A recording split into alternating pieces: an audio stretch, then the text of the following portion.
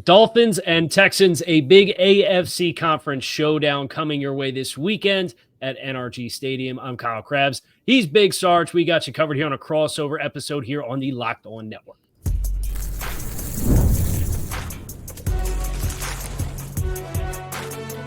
You are Locked On NFL Crossover, part of the Locked On Podcast Network. Your team every day. What is going on, everybody? Welcome to another crossover episode here on the Locked On Network. I'm Kyle Krabs of Locked On Dolphins. He is Brian Big Sarge Bearfield of Locked On Texans, and we got you covered here in the preparation for Dolphins at Texans Week 15. Two teams that have different postseason aspirations hanging in the balance. The Texans trying to lock in the AFC South. The Dolphins trying to keep their season alive for another weekend. Lots of big storylines to get to. Want to thank all of our everydayers here on the Locked On Network for tuning in, because it is your team every day. We don't just say it, we live it here on the Locked On Network. Today's Crossover Thursday is presented by Prize Picks. Download the Prize Picks app and use code LOCKEDONNFL to win $50 instantly when you play $5. Sarge, want to give you the opportunity to throw me on the hot seat here right off the top. What do you want to know about these Miami Dolphins? The first thing that I want to know is, most people are looking at, hey, quarterback Tua Tagovailoa, Jalen Waddle, Tyreek Hill, Devon Achane. They're saying, oh, my God, look at all these weapons on the offensive side of the ball. But I feel like Jonnu Smith is the wild card. What is it about the season that he's having that makes him a wild card for that Miami Dolphins offense? Yeah, I go back to some of the thoughts that Mike McDaniel gave in the offseason when he was asked about Jonnu Smith and kind of that tight end element of the offense that was missing last year. And he alluded to when you catch a lot of drop 8 coverage or you get a lot of zone coverage and people want to play you off and they want to play over the top and try to prevent explosive plays, having somebody who's explosive but has some size to win after the catch is a really valuable piece to have that they just simply didn't have last year. And Jonnu Smith, as of right now, is second in the NFL for yards after catch amongst tight ends. He had a couple of big romps on screen passes against the Jets in overtime after going the entirety of regulation without a catch. So he certainly is one of the X factors, because as teams look to sit deep and play press 2-man on the outside, it oftentimes frees Jonnu up with a lot of space over the middle of the field and underneath stuff, which is where he's made his living this year.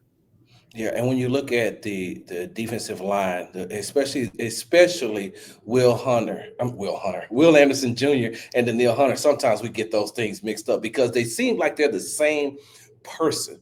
But when you have Danielle Hunter and you have Will Anderson Jr., they're leading the league in combined sacks. I think that Danielle is 4th and Will is 7th. But when you look at those, what do you see, or how can the Miami Dolphins offensive line protect Tua from those two guys causing so much havoc and wreaking so much havoc and causing so much pressure? Yeah, I think the Dolphins have done a really good job this year of getting a little bit more addicted to completions. And what I mean by that is this was a big play offense the first 2 years that Mike McDaniel was here with Tua Tagovailoa and Tyreek Hill and Jalen Waddle. And this year, the average depth of target has gone way down. They're getting to the top of the drop, and they're not shying away from taking a check down, taking free access. If you're going to get quarters and everybody's sinking way off and we're going to run outs from the slot and take a 6-yard completion to stay on schedule, the ball gets out. This past week for Tua was 2.35 seconds average time to throw across almost 50 attempts, 47 pass attempts. Yeah. So you can take L's up front, but if the ball is out on average that fast, odds are you're going to mitigate the negative plays that you take in the passing game because of it. And that's kind of the ideology that they've really built a lot of the offensive structure around, is this strength that Tua has. So for Houston, I know we have Derek Stingley as a super talented corner. I know the set was second round rookie Kamari Lassiter has been a really productive player and has great metrics this year. Those guys, if you're going to have success disrupting the timing, you're going to have to be afraid to not get in the face of these guys and disrupt the route timing that way in order to force Tua to have to hold the ball just a little bit longer. And I know that, we'll talk about the matchup between Tua and quarterback CJ Stroud as far as them coming into this game. But the real marquee matchup, because we know that, look, the NFL is all about entertainment, and there's no bigger entertainer on the Miami Dolphins than Jalen Ramsey. Like, he's one of those ones that's going to show up and perform. Earlier today, we got a chance to talk with Texans wide receiver Nico Collins, and he is looking forward to that matchup. When you look at that matchup and those two going up against each other, what are some of your thoughts on that? I have to imagine that Jalen Ramsey's looking forward to the next chance he has to step on the field, because he had the better of him gotten by Garrett Wilson when the Dolphins played the Jets. And they took the opportunity to move him around. And he gave up more completions against the Jets and more yards against the Jets than in any game that he has played this season for the Dolphins. 6 receptions on 8 targets to his area of the field. He loses his footing on a subtle double move up the sideline for an explosive play. He gets beat at the line of scrimmage on 4th and 4 where the Dolphins got a free run on Aaron Rodgers, and it ended up being a 30-plus yard gain.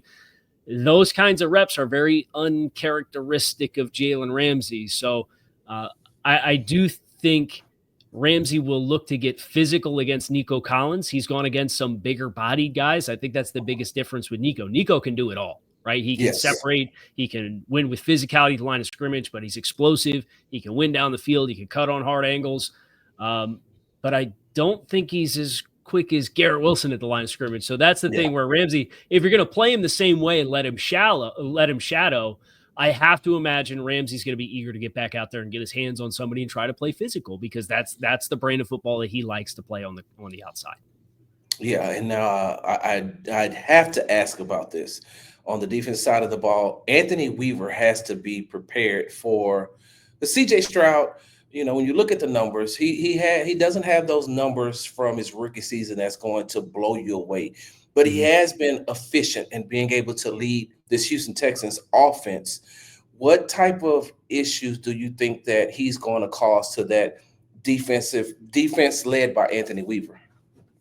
I think the biggest challenge that Anthony Weaver's defense is going to have to face is figuring out where the organic pass rush is coming from. It's kind of been an issue for the Dolphins for much of this season. They have not seen Bradley Chubb. Bradley Chubb, there's a chance that he's activated and plays in this game for his season debut. It would be a welcomed addition for Miami, just because if it's not Chop Robinson on the edge, you're really not getting a lot of productive pass rush. It's more Calais Campbell and Zach Sealer in the middle. And I know that, we may see Kenyon Green, but it doesn't sound like we're going to see Juice Scruggs. So there's some guys on both sides of the trenches when Houston has the ball that kind of just got to wait and see, like, does Bradley Chubb get activated? Does Kenyon Green, is he a go? Like, I think that's one of the big X factors for, do those guys play or not play? And then how ready are they actually to play if they do get activated in time to play for the game? But for Anthony Weaver, they don't like to pressure with 5+. They like to play numbers on the back end. They just like to show you pressure and then maybe bring a non-traditional 4. So is that linebacker Jordan Brooks or linebacker Anthony Walker, one of those guys, and then they'll usually drop one of the edge players out and have him play a shallow hook. Those are the kinds of things that I think this defense is going to try to bring into this matchup to say, okay, we're presumably not going to have Juice Scruggs there at left guard. Can we create some miscommunications? Can we have Zach Sealer and Calais Campbell and Chop Robinson, these guys play kinds of twists and stunts and games inside, and maybe drop somebody off the edge and bring a 4th guy from depth? And can that create the pressure that's needed on CJ Stroud to get some turnover opportunities in the game? They haven't been a very opportunistic defense. They had some more opportunities against the Jets where the ball just didn't bounce their way. A couple of drop passes that pops up in the air and guys don't get it, or Javon Holland has one that hits him right in the stomach and he doesn't catch it, or you've got Aaron Rodgers in the grasp and he hit his elbow as he's throwing and it's still a forward pass. Like, they've been real close.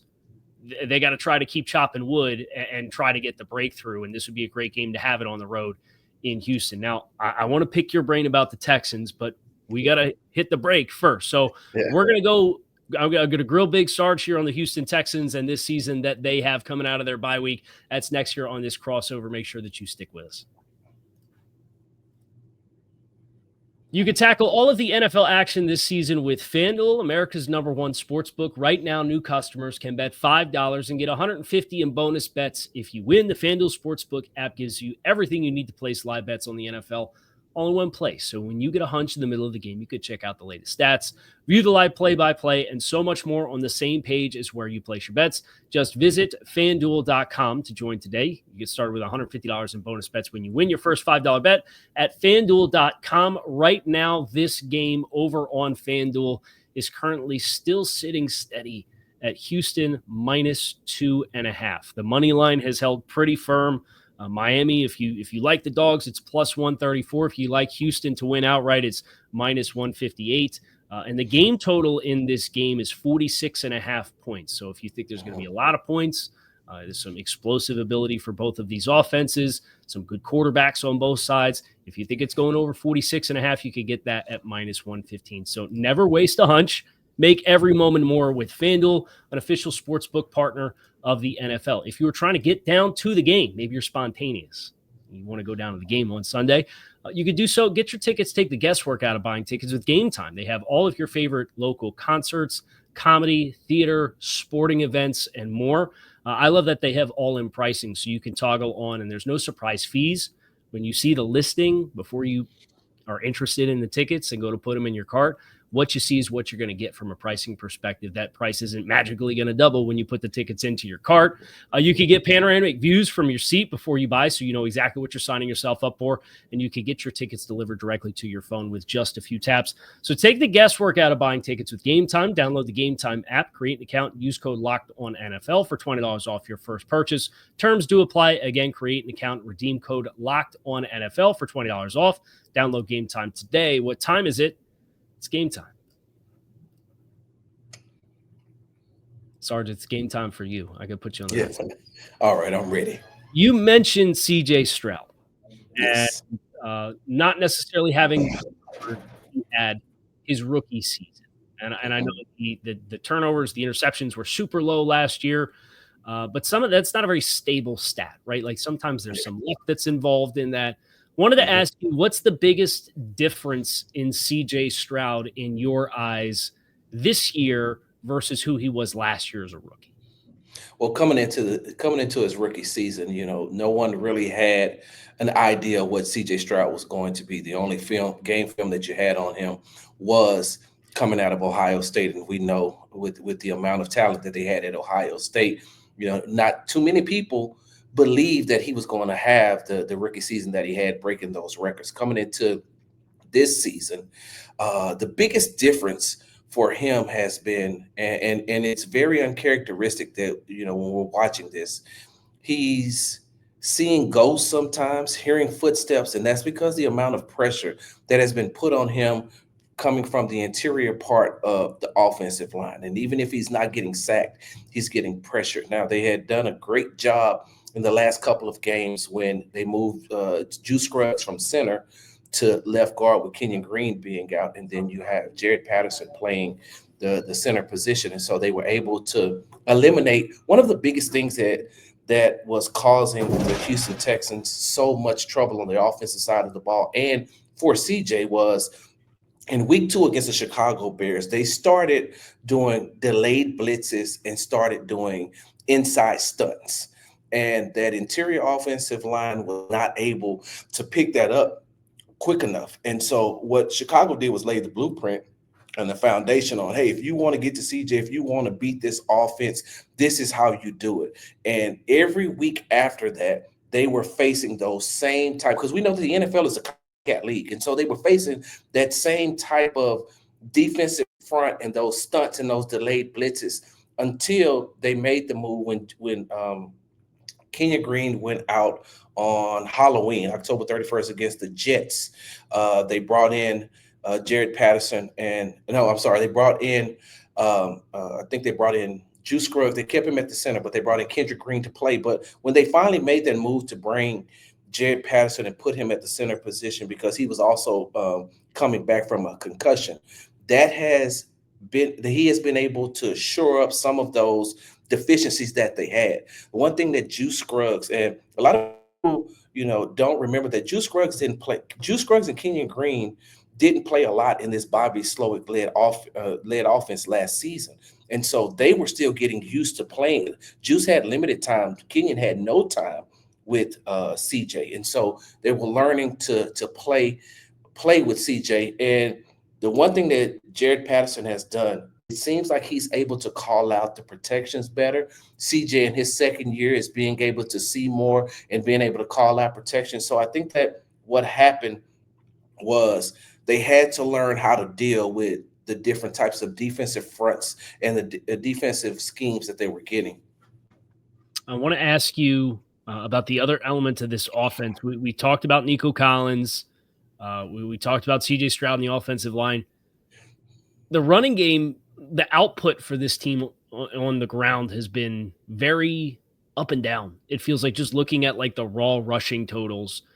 Joe Mixon has healthy average across the board as far as his yards per game average, but 40 rushing yards against Tennessee, 56 against Detroit, despite having 5 turnovers on defense. Like, is there a common theme for why the rushing attack has been very erratic for Houston this season? Well, some of that comes from the fact that, and it's funny that we mentioned Chicago. You remember early in that Chicago game, he got illegally tackled and he went down and he hurt his ankle. And so he missed a lot of time recovering from that ankle injury. And then coming back, he wasn't tentative, because if you know anything about Joe Mixon, he's not a tentative person nowhere. On the field, off the field, he's one of those guys that, you know, he has that dog in him. That's what Laramie Tunsil always say. He got that dog in him. And so when you look at the way that he has been running, and we talked about Kenyon Green earlier and Juice Scruggs, it's funny because if you could combine them two, you would have the perfect left guard. Kenyon Green is great at run blocking, but his pass protection takes a step back. Juice Scruggs is great at pass blocking, but his run blocking takes a step back. But if you look at the numbers, where Joe Mixon has scored the majority of his touchdowns and where he's had his big runs is coming off that left side, running behind Kenyon Green, running behind Laramie Tunsil. And so it's just one of those things where it just depends on which game, because, I mean, he went a streak here of, I think it was like 6 straight games where he had 100 yards rushing and scored a touchdown. If I'm not mistaken, that was on the road. And so he's one of those guys. Remember, he is new to this offense as well. And he has to learn, you know, he's learning his teammates. As the season went on, when he got back, he was determined to make sure that whatever he's going to do, he's going to give it 100%. And sometimes that works out and sometimes that doesn't. We know the one of the biggest issues with the Houston Texans this season has been the offensive line. So for just as much as CJ has struggled a little bit playing behind that offensive line, so has Joe Mixon. But the good thing about those two is that they're going to always make it work. And Joe Mixon always lives for the next play. Bobby Slowick told us a couple of weeks ago that Joe is one of those players that when he doesn't get positive yards, he's like, give me the ball again. Give me the ball again. I want to make something happen. And he's come up huge for them this season. And I know you're going to have some games where the numbers don't look as good, but just his presence on the field actually helps that entire offense. Sarge, I have one more question for you, but I do want to make sure that we get the break, and then we'll get into keys to victory after that, looking at this Dolphins-Texans 1 p.m. showcase on Sunday for Week 15. Arguably the best game in the 1 o'clock slate. That's my unqualified opinion on it, but we have to imagine if you're checking out this crossover, you probably think so as well. We'll be right back. Stick with us. Today's crossover episode is sponsored by Built Rewards. If you're a renter, listen up. This is a total game changer. Thanks to Built, you can now earn points on rent payments just like you do with groceries or travel. Paying rent now comes with serious perks, and it's completely free to join. You can earn valuable Built points on your rent and everyday spending at no extra cost, and you can redeem those points for flights, hotel stays, and even future rent payments. With over 500 airlines and 700 hotels in their program, the possibilities are endless. You can access unique experiences that are exclusive to Built members. Start earning points on rent as you've already been paying by going to joinbuilt.com/lockedonnfl. That's joinbuilt, BILT.com/lockedonnfl. Make sure to use our link so they know that we sent you. Don't wait. Start earning rewards today. Sarge, the last question that I had for you before we get to keys to victory is the middle of this Texans defense, which is rated very well, almost universally across the board in yards and turnovers and points and third down. They got a lot of great metrics. But I wanted to know what your anticipation is with Azeez Al-Shaair serving the first game of the 3-game suspension, potentially Christian Harris coming back. I know he was designated for return this week. He has not played this season. But then also Jalen Petrie, who spent a lot of time in the nickel, announced he was going to be out for the rest of the season with a partially torn pec. How do you expect that personnel to shake out? And how does Houston try to navigate some interruptions there with that middle of their defense? On Thursday, we got an opportunity to speak with defensive coordinator Matt Burke about that situation, about Azeez Al-Shaair being out for those 3 games. And I got a chance to personally ask him how much did his injury earlier, because he was out, I think, 2 or 3 games with a knee injury, and Neville Hewitt stepped up. You've seen Henry To'oTo'o step up. Jake Hansen is going to step up. And getting Devin White has really helped this entire linebacker core. And so with the addition of Christian Harris, who once he's activated, we're under the assumption that he's going to be on a snap count, right? And so he's not going to play as much as, one would like to see Christian Harris on the field, especially for the first time with the amount of energy and juice that he has.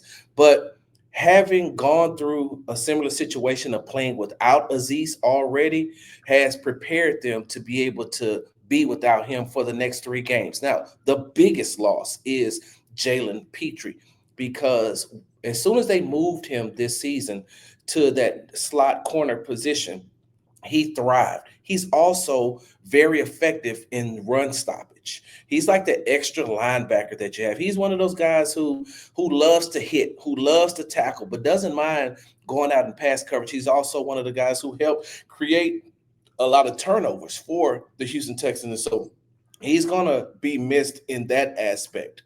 But the fact that Jimmy Ward played that same position when he was in San Francisco under DeMeco Ryans, DeMeco knows exactly what he's going to get from him. And not only will he play that position, but you're also able to slide in Miles Bryant, who that's his natural position. You may not get the same productivity out of those two that you have been getting from Jalen Petrie this year, because he's been playing phenomenal. He stays healthy. He's definitely a Pro Bowl candidate. And missing him and his leadership and just his natural knack and ability to be on the field, I think that that's where they're going to have to make the biggest adjustment there, instead of making that big adjustment as far as the linebackers are concerned. And no matter what, getting Christian Harris back, no matter how many snaps they have him on the field at the linebacker position, it's an addition, because he's one of those guys that later on in the season last year, you could tell that whatever Coach DeMeco Ryans was telling him from not only a head coaching position, not only from a head coaching position, not only from a defense coordinator position, but I've played your position before in the NFL and I was very good at it. Listen to what I'm saying. We all remember him, the clip going around of DeMeco talking to him during the Cleveland game about a play that was about to happen, and then it ended up being a pick 6 for Christian Harris. So just his presence on the field will help out a whole lot. Sarge, let's get into keys to victory here. And I don't think I've got 3. I don't know that any of them will necessarily surprise you, because we touched on some of the talking points. It's funny that it came up, but running schemed pass rush at the left guard spot was the first one that I had on my list. The Dolphins, the way that they got pressure on Aaron Rodgers this past week was to run twists with either the end and the tackle, or the 2 tackles on the inside where you're running picks. You're trying to create overcommitment with the first slashing player across your face and then loop somebody else around the backside to get that interior pressure in CJ Stroud's face and try to disrupt the timing for CJ Stroud. I think that's a big piece of the puzzle for the Dolphins and their ability to have success. I would love to see this team stay in nickel as much as possible. They played a lot of base against the New York Jets, and it certainly helped with their ability to kind of set the front. But what that did on the back end was it left a lot of extra space and voids for the backs and the tight ends underneath. And when you got backs like Joe Mixon, who can catch the ball, and what he's capable of doing is an all-around threat, and Dalton Schultz has proven his resume as a volume player at times throughout the course of his NFL career, and obviously has earned himself a nice contract in Houston after some time in Dallas. Having that extra player on the back end who's an athlete to help properly space the underneath stuff, so that if you do successfully speed things up for CJ, you have the numbers underneath that you feel good are going to be able to rally and tackle to the football. And then the last thing that I have is try to create middle of the field communication and breakdowns, whether that's in jet motion, whether that's in shallow crosses underneath and switch releases, whether that's putting Tyreek Hill or Jalen Waddle in the slot and letting them be static in that area, and trying to, they on one of their first possessions against the Jets ran a little jerk route over the middle of the field for Waddle, where he pulls up like he's running a hitch, and then he tears across the middle, across the face of the linebacker, and it goes for 20 yards. Things like that, with a lot of these personnel dynamics that we're talking about, are the things to me that are the keys to victory. I would love to hear what you think are the three keys for the Texans coming home with a win. And it's funny that your last point is the first point for me. We've been talking throughout the week to the coaches and to the players, and I specifically have been asking, starting from the safety position on down, trust your eyes.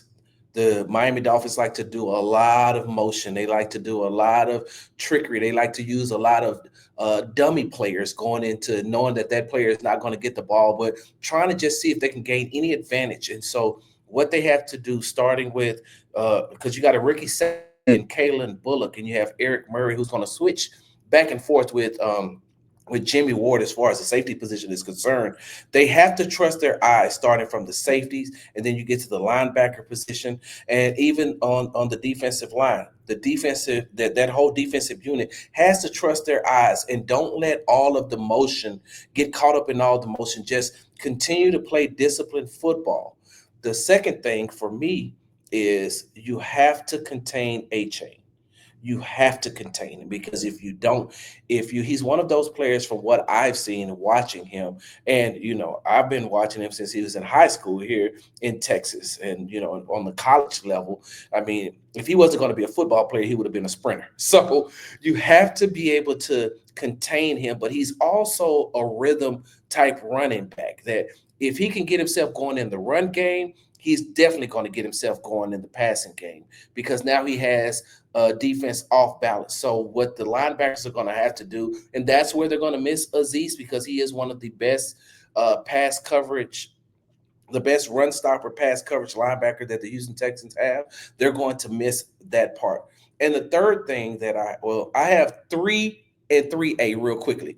3, pressure Tua, and I know that he has that stat where how fast he got the ball out of his hands last week against the Jets in 2.5 seconds. I think that I wrote that down. I think he had like 257 yards passing and a touchdown, 72.7% completion percentage in 2.5 seconds or less. Well, with that being said, he has to open up his front side. And I don't think that he's played against a defensive line like the Houston Texans, especially those edge rushers. He has to, if he's opening up on the front side with Daniil coming on one side, you still have to worry about Will coming from your backside. And I think that just that hesitation will help the Houston Texans, because he's going to have to look both ways, because he doesn't know which one of these guys are getting the best of the tackles. And so that's 3. Put pressure on Tua, make him make mistakes. And 3A, you just need CJ and Nico to play catch, because if they start playing catch with each other, if they get into a rhythm, it opens it up for Tank. It opens it up for Dalton. It opens it up for Joe Mixon. It opens it up for John Mechie, who they're going to use a lot more this week against the Miami Dolphins. And they know that the Miami Dolphins coming in here, they're 4-1 in their last 5 games. They know that if they get over this hump of beating the Texans, then who do they have left? I think the 49ers, the Browns, and then the Jets. And so that's 3 teams under 500. So the Texans know what they're up against. And so those are my keys to victory. Well, we'll see which team comes out on top. The Dolphins looking to get back to 500. The Texans looking to put effectively, not formally, but effectively the final nail in that AFC South coffin as they look to chase down an AFC South championship and punch their ticket to the postseason. That's going to do it for this crossover. Big Sarge, Kyle Krabs, make sure you check out Locked On Texans, Locked On Dolphins. We have you covered every day of the week before the game. We'll get you on the post game as well. And all of your favorite teams, we have them here on the Locked On Network. So make sure you check out all of your favorite teams for all of your favorite programming. We appreciate you guys for checking out the show and enjoy the game on Sunday.